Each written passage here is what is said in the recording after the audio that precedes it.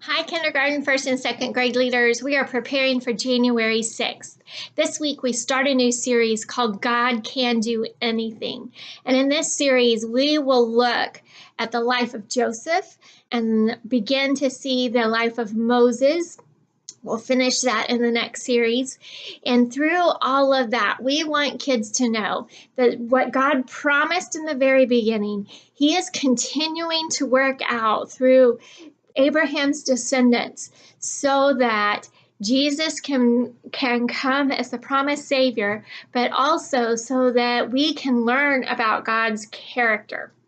And one of the things we all need to know about God's character is that He keeps His promises, and that when He says will do something, He will do it. And that's what we're going to see with the life of Joseph and the life of Moses. So during your small group time, you will have, as you come in, some sheets on your table. And I don't know if you've played this game or not before. My kids try to play it here with the dog. You should YouTube this and see how they play it. But what you're going to do is you're going to hold the sheet up, and then you're going to put one kid behind the sheet, and then everybody else is going to try to guess who is back there. They're going to give them clues, and hopefully you'll have a group of kids who know each other. If not, maybe you want to sit before you do this part and let everybody talk about some of their favorite things, or maybe their favorite thing that they got for Christmas, or their favorite food that they ate during Christmas, or their favorite person that they got to see during Christmas. Just maybe gather some information so that they can say those things. And then what you're going to do is you're going to hold up the sheet, and one kid's going to be on one side of it, and everybody else is going to be on the other side of it. And everybody has to guess who it is. I know in our big rooms that might be a little hard. So if you want to tag team with your other leader and try to make it to where you're combining both tables together, and that way they can take care of the big group and take somebody out of it, or however you want to do that. I know that's a little challenging. Really, it's just to play this fun game that they've probably seen on YouTube, and also give you a way to get to know each other a little bit better. I'm expecting in January that we'll probably have some new families. We typically do during this time of year. People made New Year's resolutions, and they're going to church for the first time, or showing back up at church. So this is a good time to get to know your kiddos. Then we'll move into large group, and I'll do the teaching about Joseph there. Through this story of Joseph this week, what we are going to see is that God had something in mind for Joseph the entire time. Now, if you know this story a little bit, I know I knew of this story, but I didn't realize all the details of this. Joseph is Rachel's firstborn son. Remember, Rachel is the favored wife of Jacob. And when Joseph was born, of course his dad was going to favor him. That was what Jacob wanted the entire time. That didn't keep him from having another family, but this is what Jacob really wanted. And so I think so many of our kids are going to be able to relate to so many parts of this story. So use your time well so that you can have some good discussions. I think the activity you're doing today allows for you to talk about this and ask kids what they think about the story, and if they feel like they can relate to Joseph or any part of the story. Joseph was not liked by his brothers. He was sent out, put in a pit, take his coat stripped from him. His dad thought he died. There's just so much drama, if you will, around this story. But God, in the middle of it, needed Joseph to be Rachel's firstborn son so that God can see his promises come in the future.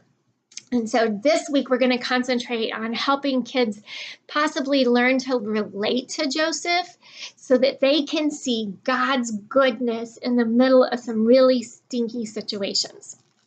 So your small group activity, you will have some little white, they look like pencil cases, but you're going to make pillows out of those. These are a little different color, but the ones that you have are white.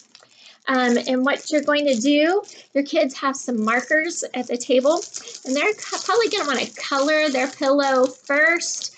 I'll make sure to put some paper out at your table too, so you can slip it in between the fabric so that it doesn't bleed through. And they can color their pillowcase. And then after they're done coloring it, you can take a little bit of the stuffing that's on your table and have each kid stuff it in their pillow. And then you also have a roll of tape, and this is how you're going to close up your pillow. We just thought it would be easier than everybody trying to sew today.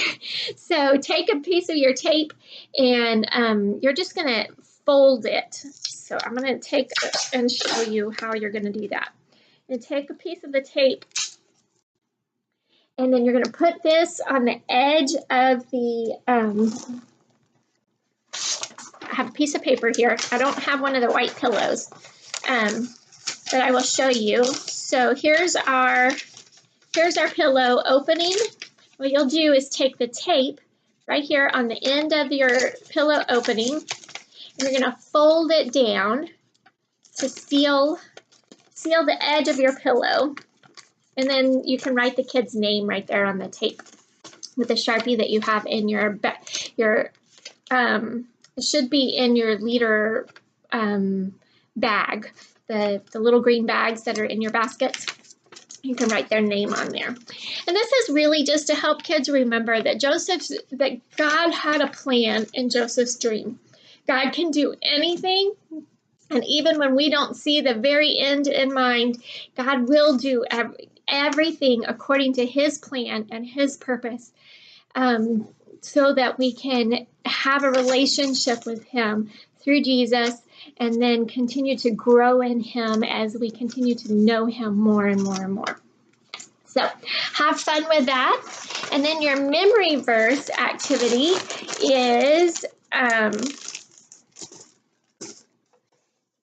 in your folder. That's with all of your leader guide. You'll see a piece of paper that looks like this. It's called Stand Up. And each week you're going to take a few of these categories, and you're going to have kids stand up if they are one of these categories, and then they're going to all together say the memory verse together. It's really just a way to get them the chance to get to know each other, and then also different ways to say the memory verse. As we go on through the month, you may want to give them different tasks of different ways to say it. So that's your memory verse activity. Then you'll pray and dismiss your kids. Thank you so much for leading and loving kids. I want for all of you who lead a small group to join us on January 27th for our leader meeting after church. We'll provide the lunch. It's the best lunch in town, and it's free. We will provide childcare and activities for your kids to do, and we will be playing games. There's a few things that we need to go over as a team, and the way we're going to learn those together is by playing some games, and then I'm going to give you some prizes. So you want to make sure, if you've never made it to another meeting, that you come to this meeting. Just let me know you're coming so we make sure we prepare enough food for you and for your kiddos. They'll have food as well. We won't starve them, I promise. In fact, I may even make them some special cookies or something. Thank you so much for what you do to build relationships that build disciples.